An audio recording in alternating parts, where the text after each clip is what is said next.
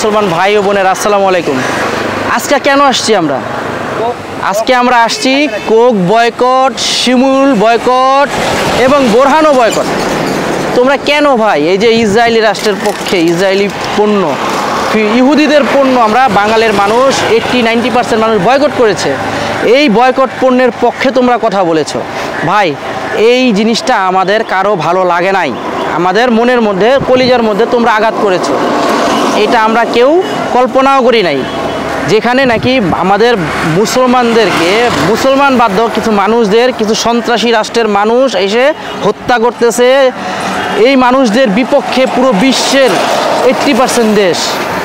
80% দেশের মানুষ ইসরায়েলকে ঘৃণা করে, পছন্দ করে না।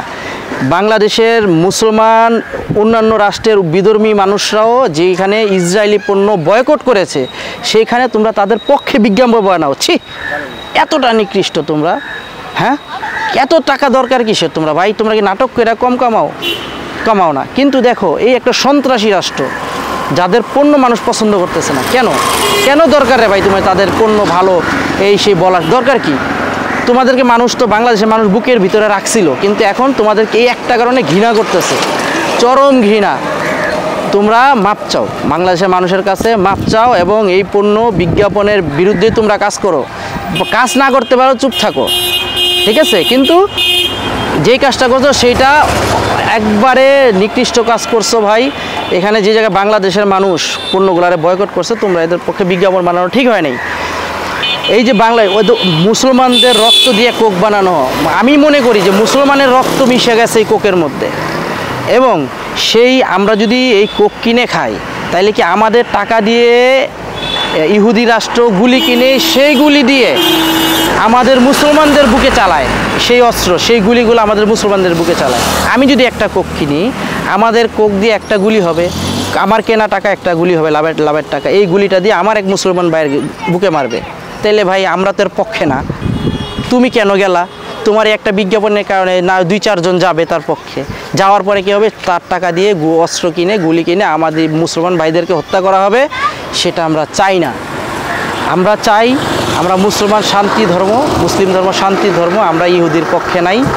আশা করি ভাই তোমরাও আমাদের মুসলমানদের কথা চিন্তা করো, তোমরা মাপ চাও। আমরা এই কোরবানির সময় মানুষের যে ভালোবাসতো তোমাদের, সেই মানুষদের ভালোবাসা তোমাদের যতটুকু ছিল, এই মেদুইল্লা, এই শিমুল্লা এবং বোরহাইন্না, এই তোমাদের যতটুকুই ভালোবাসতো, আমি কোরবানি পশুর সাথে তোমাদের এই ভালোবাসা আমরা কোরবানি দিয়ে দিলাম। তোমাদের বয়কট, শিমুল্লা এবং বোরহান কোকের সাথে তোমাদেরও বয়কট। ইসরায়েলি পণ্য, ইহুদি পণ্য বয়কট, তোমরাও বয়কট, শিমুল্লা বয়কট, বোরহাইন্না বয়কট। তোদের নাটক আমরা কেউ দেখবো না।